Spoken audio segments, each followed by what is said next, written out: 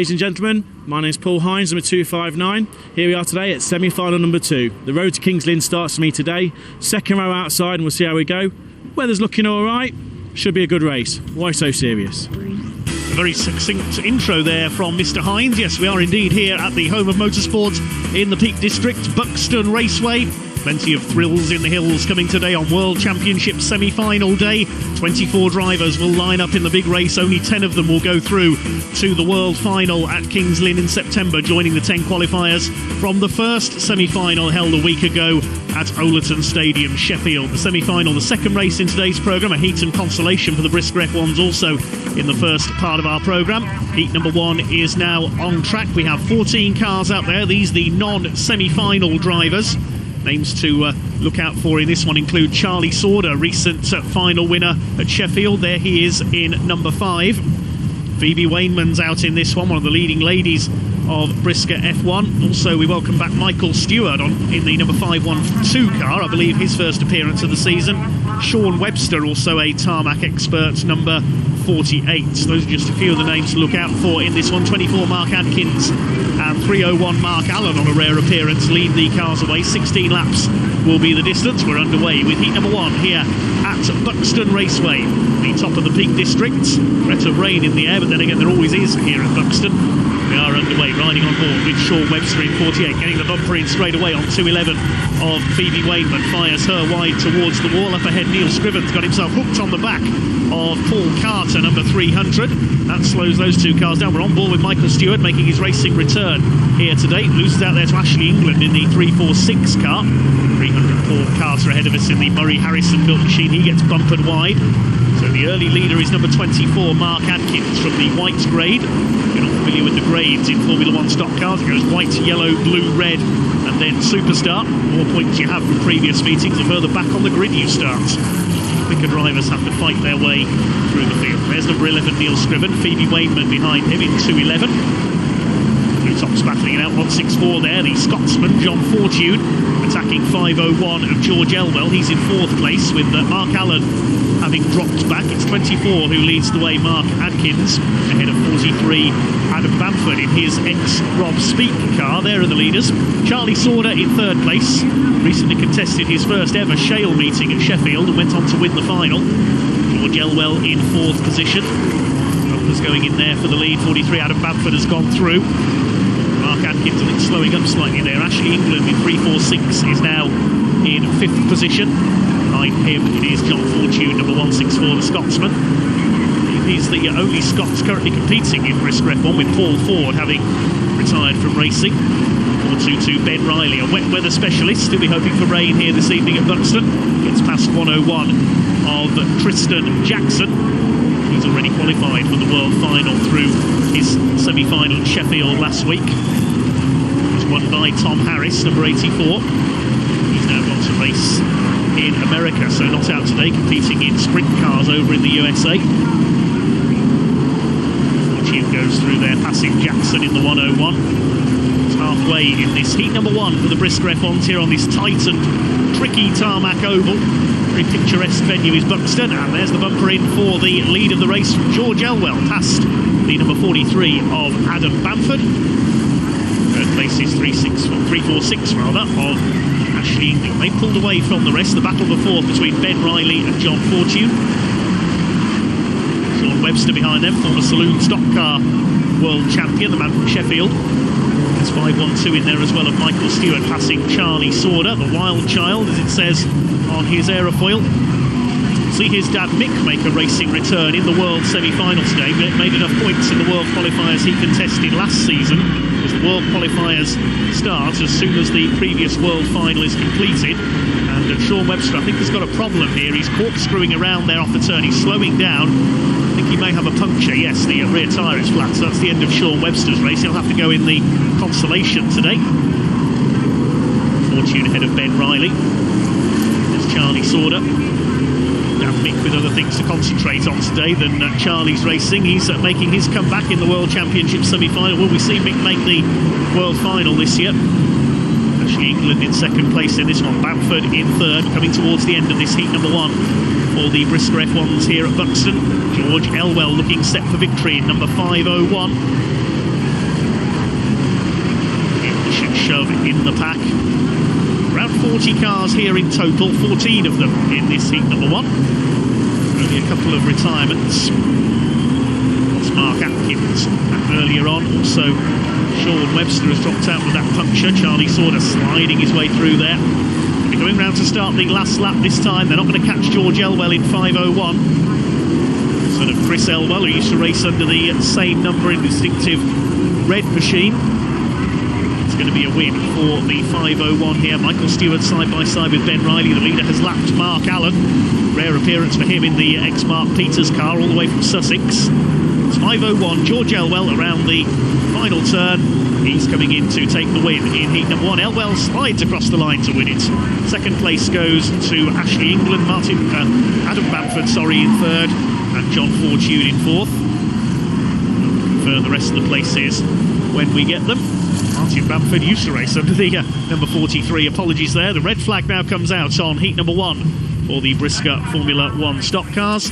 It is a win for George Elwell by nearly 1.5 seconds over Ashley England, with Adam Bamford third ahead of John Fortune. Michael Stewart fifth ahead of Ben Riley. Then Tristan Jackson, Charlie Sauder, Neil Scriven and Phoebe Wainman completing the top 10. Mark Allen a lap down, the only other finisher in heats at number 1. Heat 1 winner, 5:01 George Elwell. Not a regular winner on the show, but that was a good drive. I'm trying to become a regular winner.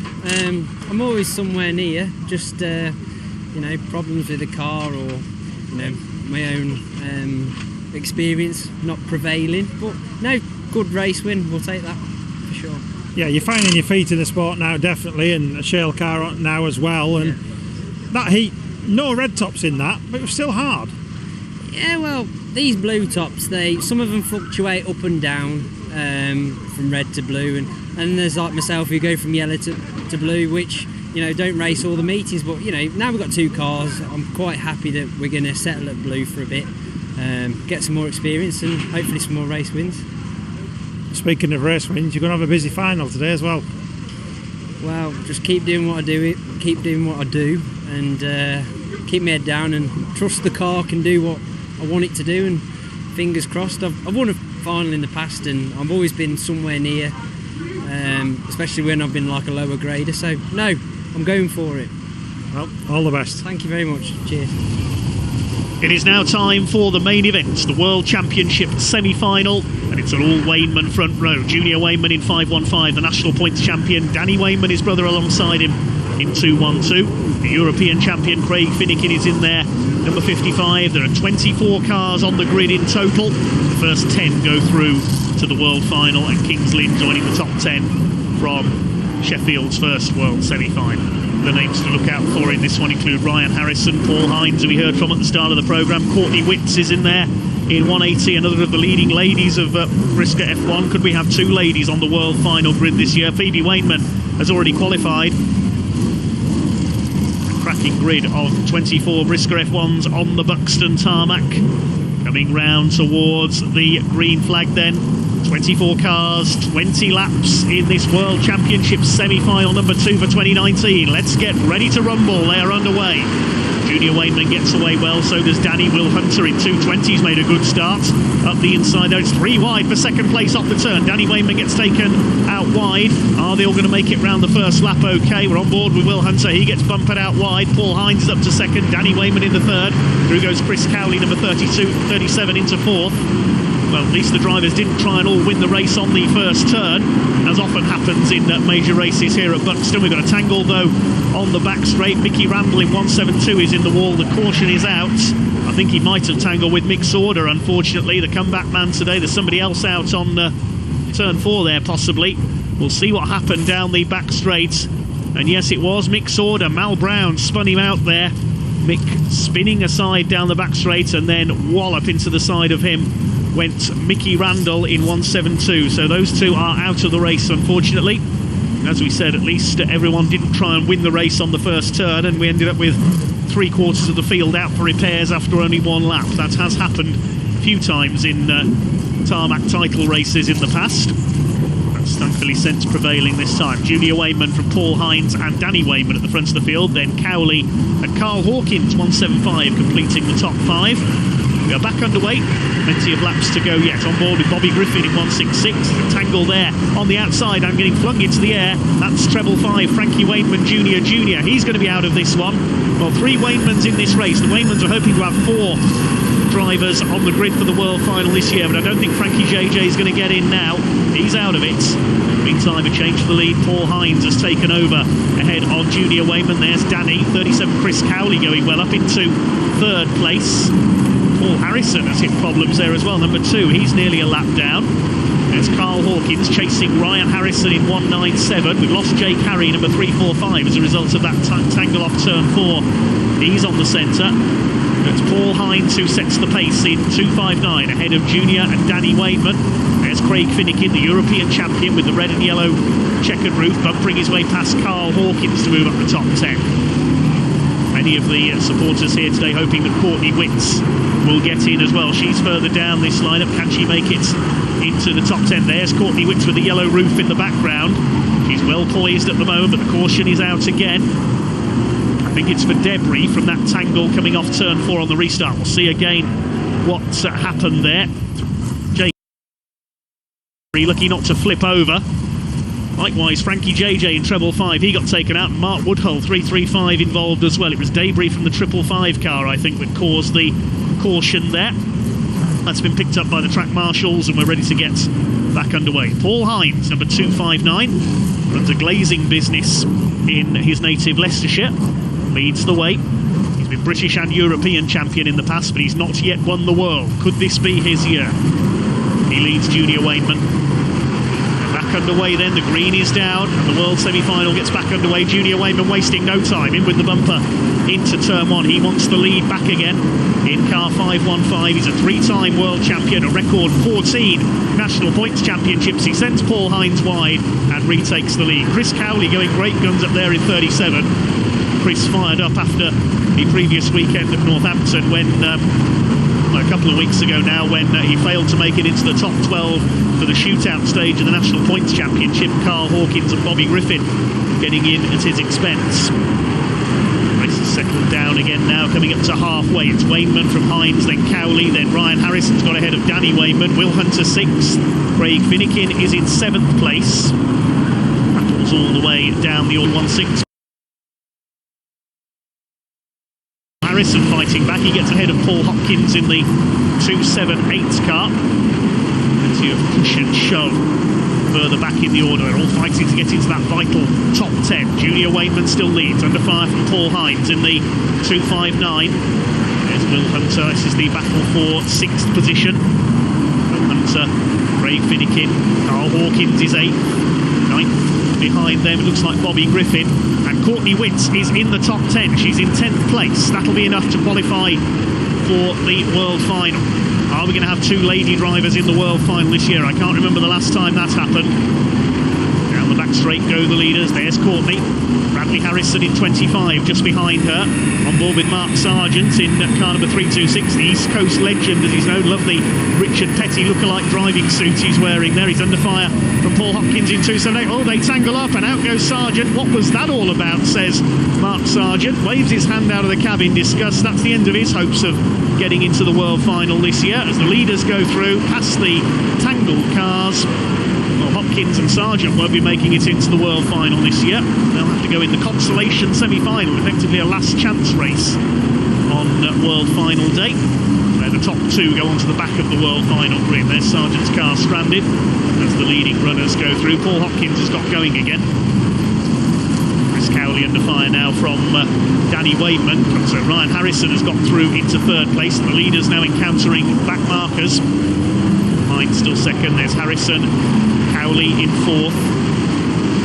Then Danny Wainman. It's a good drive by Chris Cowley, the best we've seen him run, I think, so far this year, as Junior Wainman continues to set the pace. They're inside the final 5 now. Looks like it is going to be a win for the 515. He'll share the front row with Tom Harris. There'll be a coin toss to decide who gets pole position on the inside. We're on board with Bobby Griffin. He's in a qualifying place as it stands at the moment, just behind Craig Finnikin and Carl Hawkins, but the pack's starting to build up behind him now.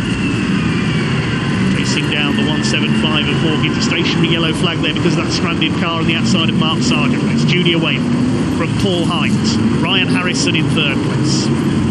They've pulled away a little now from Danny Wainman fourth. It's Chris Cowley fifth, Will Hunter sixth. Seventh, it is Craig Finnikin. Forward with Will Hunter. He's looking likely to get in here. In sixth position, he goes up the inside. Chris Cowley runs wide, and Hunter into fifth place. He's looking safe for World Final qualification, barring any major disaster. We are going into the last lap now. Is it all going to kick off on the final bend? Junior Wainman looks all set to win. I don't think Paul Hines is going to catch him here. It's going to be front row for the national points champion. Junior Wainman into the final bend. He's coming in to take the win ahead of Paul Hines. They cross the line. Third goes to Ryan Harrison. Fourth place will go to Danny Wainman. The rest of them come home. We've got chaos on the final turn. It's all kicked off in there. Bobby Griffin goes flying up into the air. He's landed on Carl Hawkins, and Courtney Witts is involved as well. And she's not going to get in. I don't believe it. Courtney Witts stopped within inches of the finish line. That is cruel for Courtney Witts. She was all set to get in. Cruel for Bobby Griffin and Carl Hawkins as well. They've tangled up. We'll see in a moment what's happened there. It's all kicked off in the lower reaches of the top 10. We'll confirm the qualifying order when we get it. And we'll see what happened there. Junior Wainman, no problems for him around the final turn. He and Paul Hines sliding home. Ryan Harrison third ahead of Danny Wainman, but it was further back. We see what happened. Oh, it was Bradley Harrison. He put three cars wide into the wall there. Bobby Griffin flying over the front of Carl Hawkins. And Courtney Witts hit Mark Sargent's stationary car. If that car hadn't have been there, Courtney Witts would have been a world finalist. That is such cruel luck for Courtney. On board with Mark Sargent. Look at his eyes, you can see them coming in and then walloped. Not a nice experience for the East Coast legend there. On board with Bobby Griffin. This is how he saw it. Into the side of Hawkins and up and over and nearly into a roll. Spectacular from our onboard camera there. Bobby Griffin does a wheelie over the top of Carl Hawkins and he doesn't get in. These 10 got in though. Frankie Wainman Jr. the winner ahead of Paul Hines, with Ryan Harrison third. Then Danny Wainman, Will Hunter, Chris Cowley, Craig Finnikin, Bradley Harrison, Paul Harrison and Aaron Leach. Those are the 10 who go through to Kings Lynn in September. They are in at the World Final. Heat 2 and semi-final winner. 5-on-5 Frankie Wainman. Semi-finals are most important, but not Heat 2. Yeah, it was good. You got away at the start, but they weren't letting you get away, were they? Paul give you a good race. Everybody's so quick now. They are, and Paul got to me. He was on pace. He was quicker than me for a few laps. Knew he wasn't going to do anything dirty, so I could just race with him. But I had a little push on it at the start, so the track's cooled down a little bit. But I had to nurse the clutch a little bit as well. Just weren't clutching it now for the final. The clutch was only driving on 2 plates at the end. So, but now it's good. And you've chose the outside grid for Kings Lynn. What's the thinking behind that? That puts Phoebe on the inside. That and I fancy a run on the outside, to be honest. Yeah. To be fair, at Kings Lynn, you can ride the wall there, can't you? Yeah. I'm going to ride the wall and I'm going to be gone. I take it this year. So. Well, congratulations, and let's hope you can get out for the final. Yeah, we will do. Thank you. Congratulations to all our qualifiers then. The Consolation is next up on this Saturday evening. These are the drivers who didn't make it into the meeting final. There's 12 cars out there for this one, and they are led off by Courtney Witts. Now, is she angry after that world semi-final? She is going to drive like a woman possessed in this race, and she's already into the lead ahead of 216 of Jack France. Last few places in the meeting final up for grabs tonight as the light fades here at Buxton. We're going to be racing under the floodlights in our last few races of the evening. New feature for this season, floodlights at Buxton Raceway. There's Sean Webster attacking Mickey Randall. On board with Jake Harry. What a great shot this is from underneath the rear bumper. He's been taken out there, wallop into the fence. There you can see just how hard the cars do hit the fence here at Buxton Raceway. Tricky Mickey Randall attacks Sean Webster, takes him wide. 22 Will Yarrow is in there as well, the blue grade. We haven't seen much of him this year. Bobby Griffin in 166, who's recovered from his stunt driving at the end of the World semi-final, caused when Bradley Harrison tried to put about half the bottom end of the field into the wall on the last bend. It worked though, because it got him and his father Paul into the World final. Griffin ahead of 22 of Will Yarrow, the Northants-based driver, but it's still Courtney Witts in the lead. He was absolutely furious after the end of that World semi-final, I can tell you, and who can blame her? He's out in front here. Jack France in 216 driving the Dave Doran's own car in second. Looks like Phoebe Wainman is up to third in 211. Two yellow graders out in front. Coming down the straight, there it is, Wainman in third, then Mickey Randall. His world semi-final lasted all of half a lap before he tangled with Mick Sorder. Only a small field in this Consolation. Bobby Griffin looking quick. He rolled his car on the weekend of the European Championship at Northampton, his shale car, and the team were up all night changing the broken rear axle to get him out for the Sunday. It was worth it because the points he scored on the Sunday got him into the shootout stage of the National Points Championship. Bobby G, as he's known, chased by tricky Mickey Randall. There's Will Yarrow, there's Mark Woodhull. Rare to see him on tarmac. He's in a borrowed car. He's in Ben Herdman's car here today. Now, we haven't seen much of Ben this year either. Hopefully we'll see number 207 back racing soon. For second and third up ahead. In fact, that's for third and fourth, sorry. The first two are still well clear. It's still widths ahead of Jack France. Phoebe Wainman gets sent wide by the Battle of the Blues. 335 Mark Woodhull ahead of the 22 of Will Yarrow. Then it's Sean Webster in the 48. Treble 5 of Frankie JJ in there as well, brother of Phoebe Wainman. The Wainmans were hoping for 4 drivers in this year's World Final, but Frankie JJ taken out early in the semi-final earlier. The leader laps Sam Makim in number 93. We're on board with the 93. There's Courtney Witts ahead. I don't think she's lifted off the gas all the way through this race. She's determined to win this one. Sam Makin, meanwhile, seems to have rather a lot of understeer in the 93 car. There goes Jack France, number 216, in a safe second place all the way. Coming towards the closing stages now, 4 laps to go. Mickey Randall still there in third place ahead of Bobby Griffin. The rest of them go thundering through. Jake Harry currently running at the tail of the field, I think in 3:45. He's the last man on the lead lap, I should say. Sam Makim has been lapped. Oh, Sean Webster dropping out in number 48, so we're not going to see him in the meeting final today.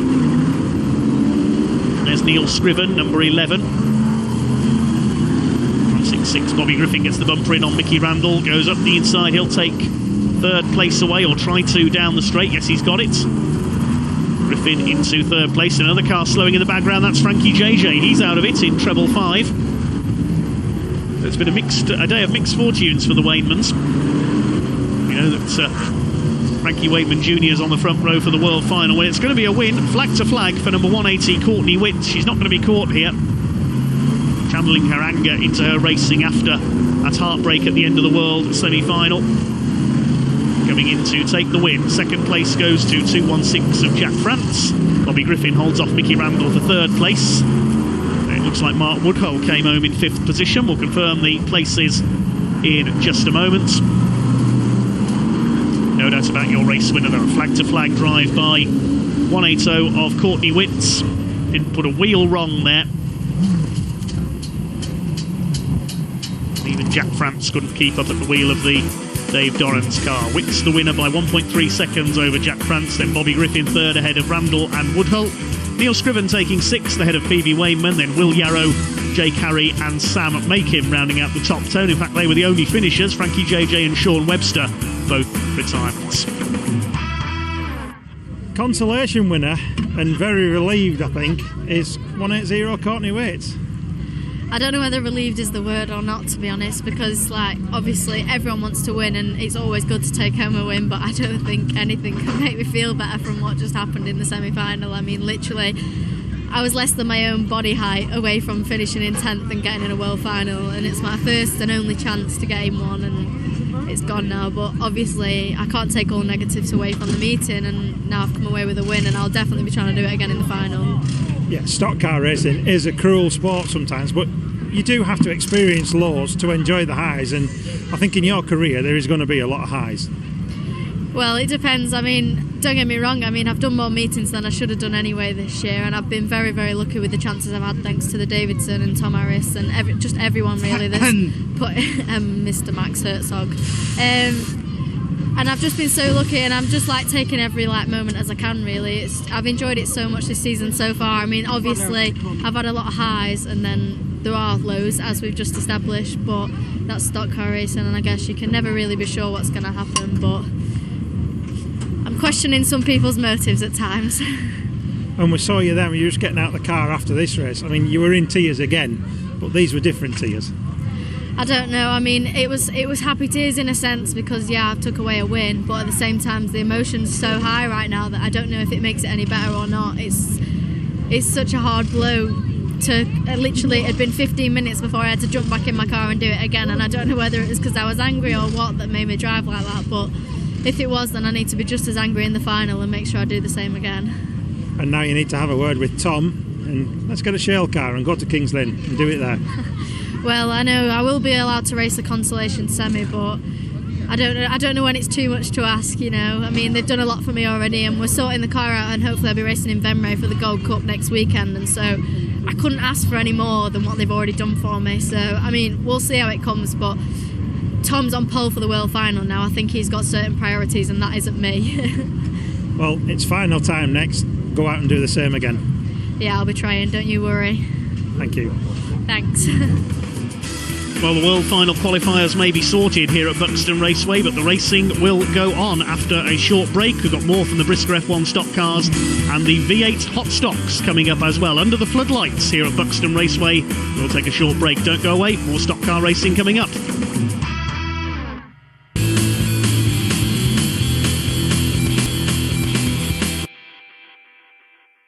Welcome back to Buxton Raceway here in the Peak District on Brisca F1 World Championship semi-final night. We're going to move away from the Brisca F1s now, however, to have a look at our support formula, the Brisca V8 stock cars. Their meeting final coming up, 2 heats earlier on in the meeting. They were won by 131 Kev Stutchbury, the former world champion, and by 344 Richard Smith. Big field of 23 cars out there for this 20-lap race. These cars look a little bit like the Brisca F1s, but they are powered by Rover V8 engines and run on standard road tyres as opposed to the Chevrolets we see in the F1s. They get underway, then a couple of casualties already. I think we've lost possibly Richard Smith early on in this one. 552 Declan Gwynn, I noticed, on the centre as well. The race is underway, this big field of cars. There's 438, that's one of the Kellett brothers. Craig Kellett in the 438, chased by 176 of Stephen Young. The early leader is 174, that's Richard Pursley from the front of the white grade. Same grading system used here as in the F1s. 525 at the back of that group is Amy Jagger. Several lady racers in the V8s at the moment. There's Richard Smith, 344. He's come to a halt there off turn 4 on the inside. Percy leads the way. Down the back straight they come. Push and shove into the turn there. Nathan Lee trying to get the bumper in the 125 there. The orange car in 3rd place. Busy start to this race as always. We mentioned several ladies in this race, including 26 Hayley Williams, a regular winner a couple of years ago, making a comeback here tonight. There's another of them, Sophie Maynard, number 154, ex-national mini-stock star, battling with the 525 Amy Jagger. 355 veteran campaigner Brian Andrew. Spun car there of Nathan Lee just avoided. Battling it out with Kev Stutchbury, number 131, and 298 of one of the Spencer brothers. That's Tom, his brother Ollie, in 498 somewhere down this lineup as well. There's 288 of John Brown, or the Stockcars racer. Looks like he has now come through into the lead. So it's John Brown, the blue grade, and number 288, the orange and blue car that leads the way. Tom Spencer hit the bumper there on 154 Sophie Maynard. Steve Young in behind them. 131 Kev Stutchbury will be one to watch here as well. The former world, national points and British champion. 466 making a move there. Jacob Downey as Craig Kellett goes past 379. That's Johnny Atkin. I think he's in possibly one of the higher. 466 Jacob Downey in the MJS recovery team car. Side by side with Spencer, so good battling in the midfield. You can see the new floodlights here at Buxton Raceway. The cars looking very impressive. They almost seem to go faster under floodlights, stock cars. Great atmosphere here at Buxton in front of a big crowd on this semi-final day. There's John Brown, our race leader. Down the home straight he comes. It's Craig Smith, number 187, another blue grader in 2nd place at the moment. There's 525. Amy Jagger getting sent out wide. She's improving all the time at the wheel of her V8. It's 5:08 in there. That's Alex Strachan, the yellow top, fighting it out with Downey, Kellett and Tom Spencer now in behind them in the midfield. Still the Blue Raiders that set the pace up front. Back in the order, Brian Andrew, Matt Barnard, number 69, the former under-25s champion. The V8's here for 2 days this weekend. They contest their under-25s championship tomorrow. 5.4 of Sophie Maynard. And the inside passes the 5.08 car, which is Alex Strachan, and a couple of cars into the wall there. Brian Andrew was one of them. Earlier leader Richard Percy was the other. Just got caught together there. We're just past halfway in this meeting final now. 20 laps the distance. John Brown, who continues to lead the way in 2.88s. Are we going to see 3 different winners here this evening?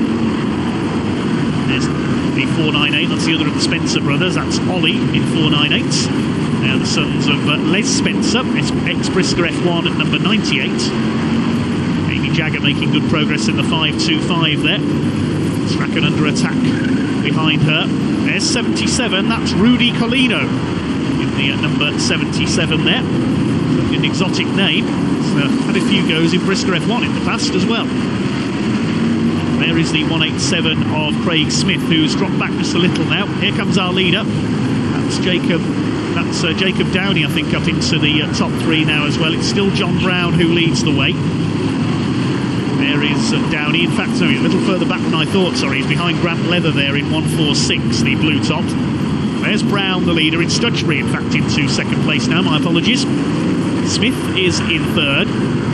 It is Downey now in fourth. He's got ahead of Grant Leather. There's Hayley Williams, who we mentioned earlier on. Now married to former V8 racer, current Brisca F1 man Terry Hawkins. 187 there. Craig Smith battling it out with Jacob Downey, trying to make his way into the top 3. Side by side there down the straight. Downey up the inside in the MJS recovery car. He gets through, now going after our top 2. It's between Brown and Stutchbury at the front of the field. Kev Stutchbury has won just about every major title available to him over his years in the V8s, and problems there for Williams. She runs out wide.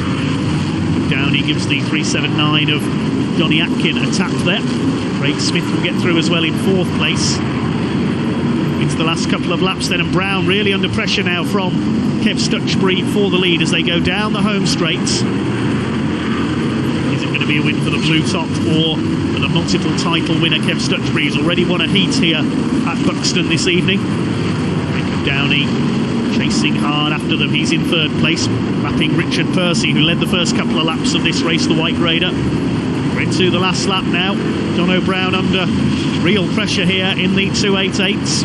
Coming towards the final bend, in goes the bumper, flicks him into a back marker there. Kev Stutchbury, he's up the inside. Nathan Lee spins out as a result of that, and Stutchbury steals the win. 2nd place will go to John Brown, who led for so long. Jacob Downey is 3rd, and then Craig Smith is 4th. Looks like Tom Spencer will round out the top 5 ahead of Sophie Maynard. We'll confirm that result in just a moment. Well done to Kev Stutchbury. A heat and final double here at Buxton this evening. An entertaining final for the V8 stock cars.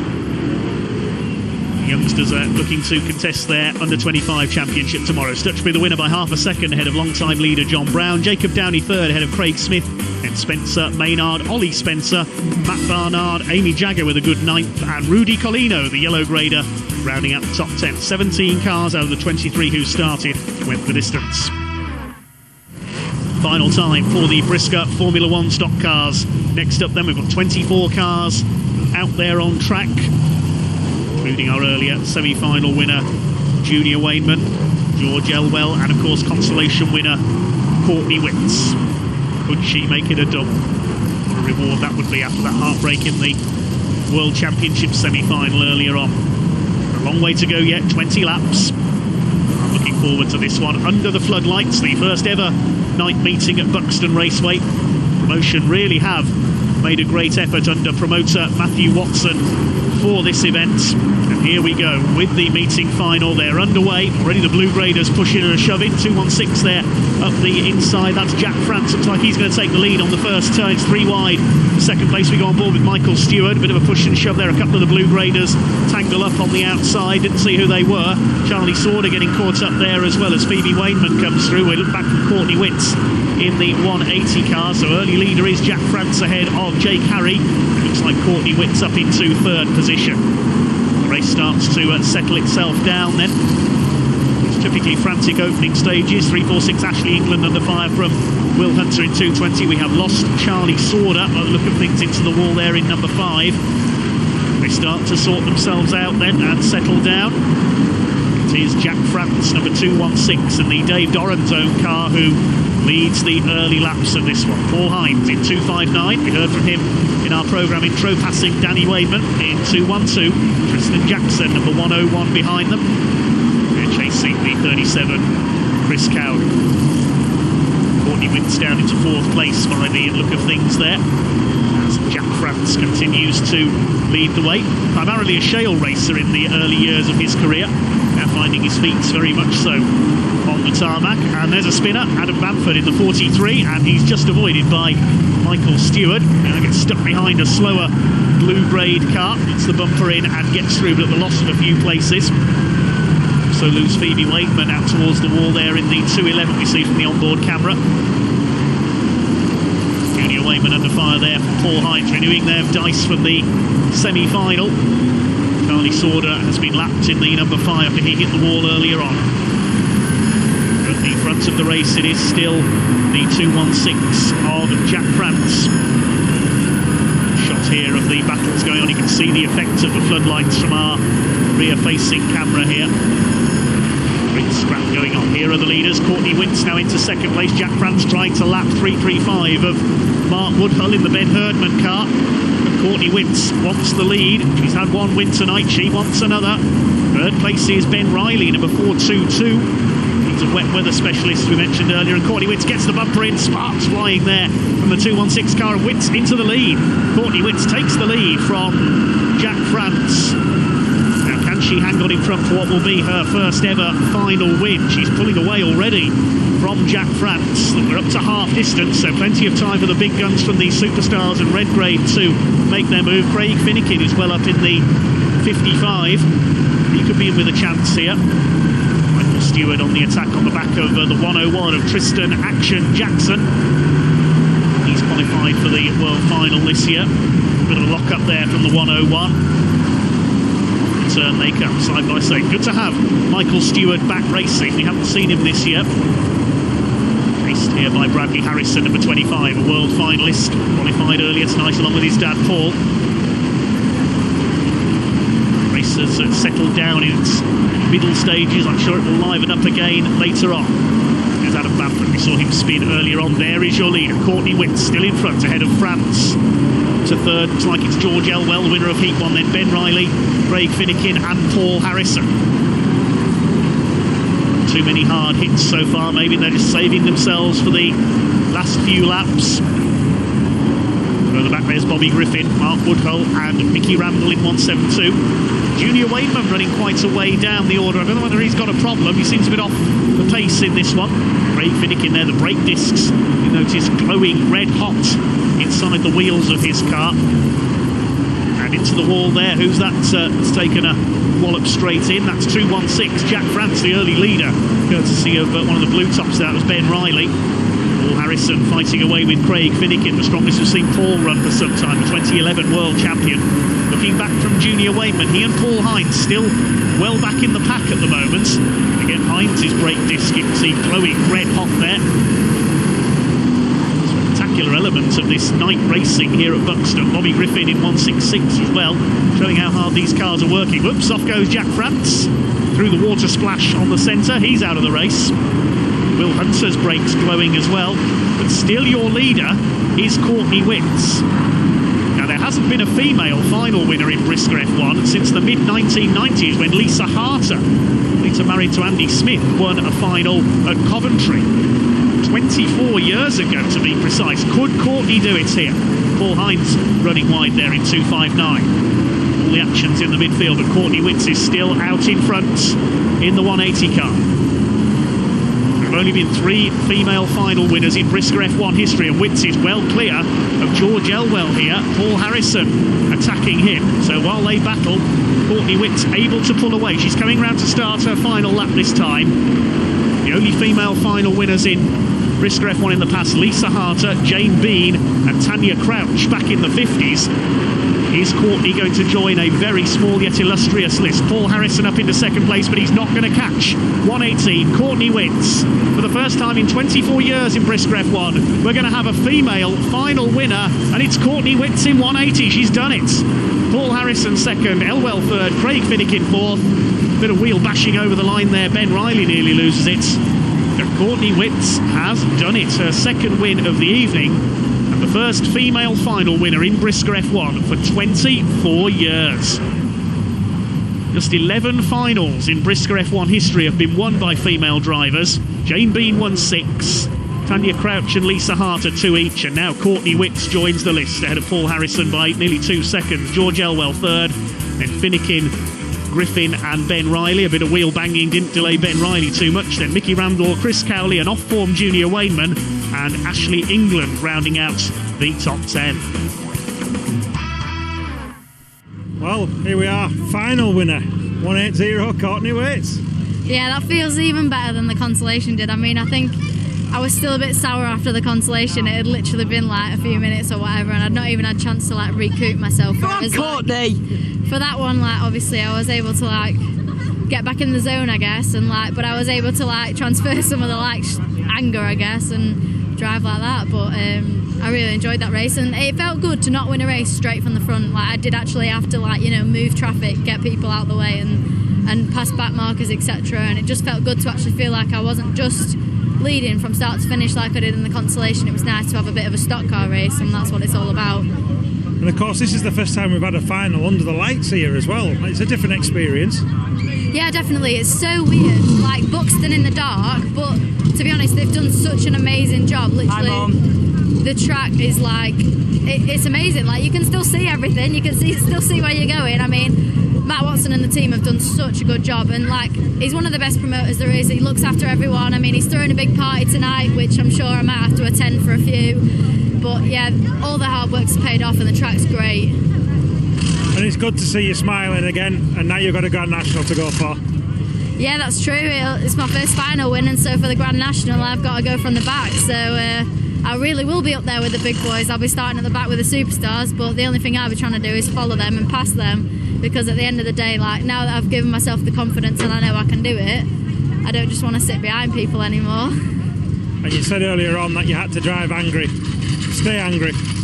Yeah, angry's actually working quite well for me at the moment. For the last 2 races, angry worked well, so should be good for the Grand National, and I'll get to have a proper stock car race from the back again. Well, thank you very much. Thank you. The last race of the night then, the Grand National. 20 cars on track, and what a magnificent sight the F1s make under these new floodlights here at Buxton. One car pulling onto the centre there, Jack France. He's not going to take the starts. This is going to be a cracker to round off the evening. Courtney Witts is out there in the number 180 car. She's starting from the back of the grid, having won the final. There's Charlie Sauder and Adam Bamford. They will lead the cars away. Here we go then. 16 laps the distance. The Grand National is underway. 48 Sean Webster gets away well, failed to get into the final after problems in the Consolation. Chase after the yellow graders at the front. Somebody's hit the wall already. I think that might have been John Fortune in 164. The Scotsman were on board with Adam Bamford. He's lost the lead there to Charlie Sauder. Sean Webster gets through as well, up into second place. In goes the bumper, and Webster goes through. So 3 different leaders in the first 2 laps. Sean Webster from Sheffield leads the way then. Charlie Sauder in second place. He comes from Hertfordshire. A push and shove there. Aaron Leach goes out wide, battling with Danny Wainman and Bradley Harrison. We'll see what he can do with his front bumper tonight. He got rid of 3 cars in one move at the end of the semi-final. This starts to settle down. They really do seem to go faster in the dark here at Buxton. This is a magnificent sight. They've lost Mickey Randall into the wall there in 172. Junior Wainman back on form, had problems in the final, which restricted him a bit, but he gets the bumper in there on final podium finisher. George Elwell, already a winner tonight in Heat 1. leader here is Sean Webster, the Blue Raider, in 48. Is he going to make up for not making the meeting final?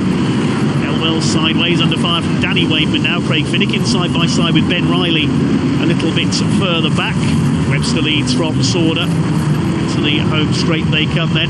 So we've got caution flags coming out. The caution is out. Whether that's for Mickey Randall, I'm not too sure. Let's see what's happened here. May well be for the 172. Actually, yes, there's the tangle with Tristan Jackson. That's what put Mickey Randall into the wall. So the caution coming out to check on the man in 172. That's the end of his race. Sean Webster then your race leader, ready for the one-lap rolling restart under yellows. We're on lap 6, so coming up towards half distance in this Grand National event. Still plenty of cars left, plenty of laps to go in our final race of the night.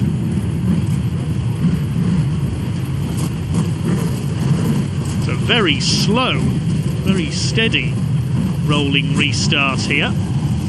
Is Sean Webster trying to do a Sebastian Vettel impersonation, perhaps? He's almost come to a dead stop in the middle of the straight there. Is he trying to catch everybody else out, perhaps? This is a very, very slow restart.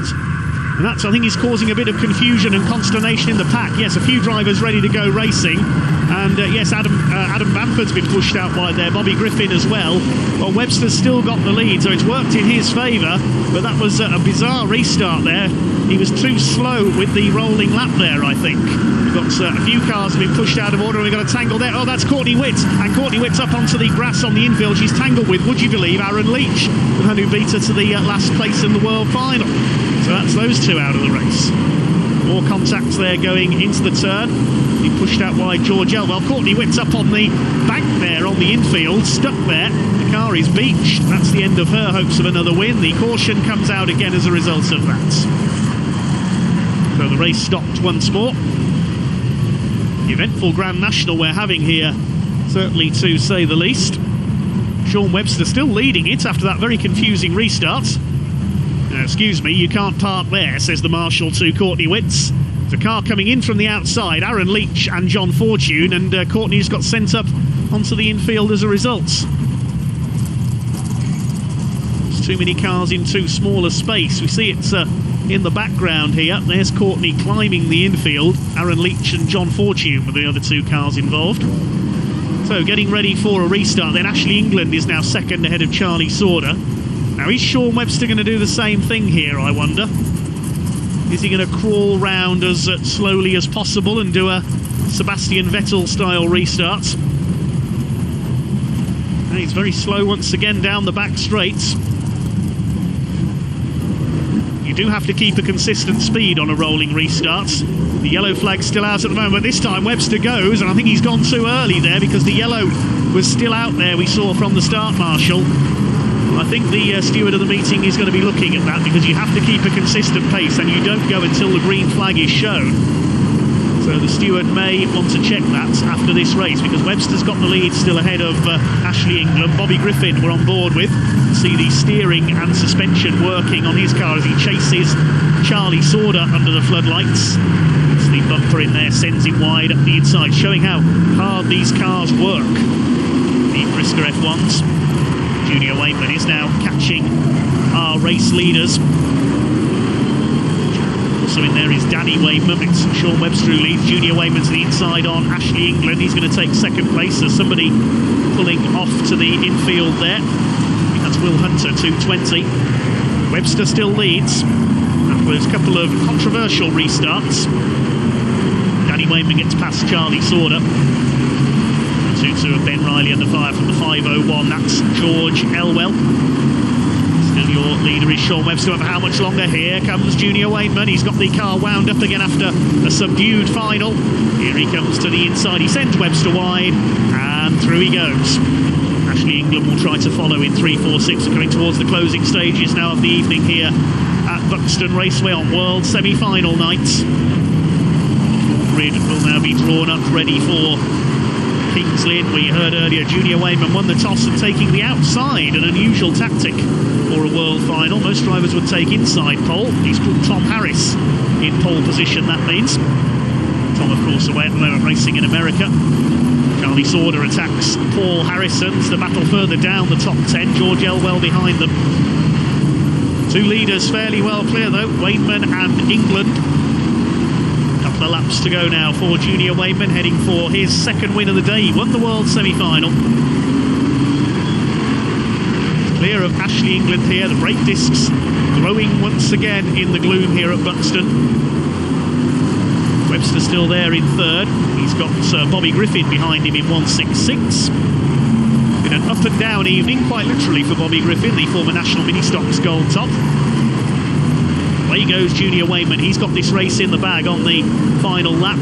Bobby Griffin with an attack on the final bend on the back of Sean Webster. He's up the inside, fires Webster wide and will snatch third, but Wainman wins it. England second, Griffin third, then Webster and Danny Wainman rounding out the top 5 places.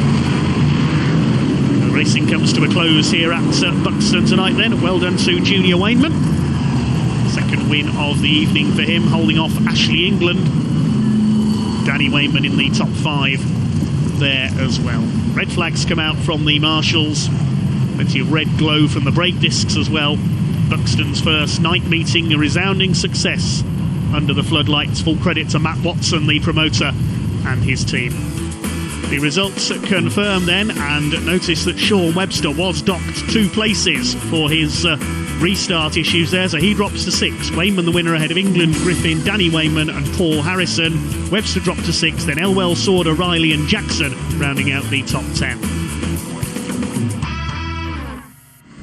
5 on 5, Frankie Wainman Jr. Grand National winner now as well. Good day at the office. Yeah, it was good. Yeah, enjoying the track in the dark. We missed the setup in the final completely. Just didn't get anywhere in the final. Obviously, we put a clutch into it after the semi. We just never had time to mess with it for the final, but I got a low place. But nationally, the car was buzzing. It was on form again, so it was good. But yeah. It certainly looks spectacular under the lights as well. Yeah, first night time meeting, but obviously, you know, a lot of the drivers need to make a bit more effort and race. I think, you know, I'm going to come out and say I don't care who they are. You know what I mean? The job needs a bit of a lift, and it needs some drivers to get on board and get the job going. And, you know, putting your toys away after the race and going home is not the answer. I'm sorry, but it's not. You need to put a show on. Yeah, that's right. It's for the crowd as well. It's nice Definitely. to see full grids, but, you know, some drivers have the reasons, I suppose. Yeah, I'm not disputing that, but you know what I mean. The job does need a lift. We need to get these cars sorted and competitive and get everything going for the crowd to want to watch it. You know what I mean? I don't know. I'm trying my best, but you know, you're not getting a lot of help off people. But and in the race, you had a couple of restarts to contend with. I think you got caught out on one of them. No, I didn't get caught out, but you know, stock car racing, we don't do clutch starts. It's life. Obviously, the driver's been docked for it. You know, it just cocks everything up for everybody. We're doing a nice rolling start at rolling speed. That's what these cars do. You don't do clutch starts. You know, it's I don't know what the word is, but it's not nice for the rest of the drivers, because you get all them backed up, they're all stopped. That's when somebody's going to get hurt. You know what I mean? It's not what you do. It's unsportsmanlike. And now you can put the cars away all in one piece. Concentrate on the next meeting. So yeah, Cowley got a lot of damage in the semi. Obviously, we've got Venray coming up now. Mine was back on form and it was good, so I was pleased with that. Little Frankie's, I think he's got his brakes about, so he had a bit of damage in semi as well. But yeah, we only got a few days, and then we're off over to Venray. There's a lot of English cars going over. It's going to be a big meeting over there. I think there's 28 or 30 English cars going over. That, you know, that's massive. So yeah, looking forward to it. Well, best of luck in Venray. Bring the gold stripes home. Yeah, we'll try. You know, we've done it plenty of times. You know, there's a good few lads up there now. I was glad the weather held out. It's just spotting a little bit now, but when I turned up this morning, it was absolutely leathering it down. And everybody said to me, oh, you want it wet? You want it? I said, no, I don't. It's not what the crowd of drivers, it's not going to be a good race in the wet. Yeah, I'd love it wet, you know what I mean? But I could win it in the dry as well. It doesn't matter to me. But for the meeting and for the spectators and for the effort that Matt Watson's put in here, you can see the effort he's putting in, you know what I mean? These tracks don't run on thin air. You know what I mean? He's not a millionaire. He's just trying to make a do, and you know, he's put a lot of time and effort in to get this night meeting. And I think it's going to go places. This place is, you know, the track and everything about it. When he did the alterations to the inside, it just made the racing so much better. And now obviously we can race here on the night as well. You know, he's going everything in the right direction. Yep. And on that note, we'll say good night. Thank you. Well, the world final grid is now confirmed then, with Tom Harris, the British champion, on pole alongside Junior Wainman, Paul Hines and Lee Fairhurst on the second row, and the overseas entrants will fill the grid further down. Plenty of big names in there already for Kings Lynn in September. That concludes the action from here at Buxton Raceway on World Championship semi-final day. Thank you very much indeed for watching. Next up, we're in action on the Shale at Bellevue in Manchester. But for now, thanks again for watching and goodbye.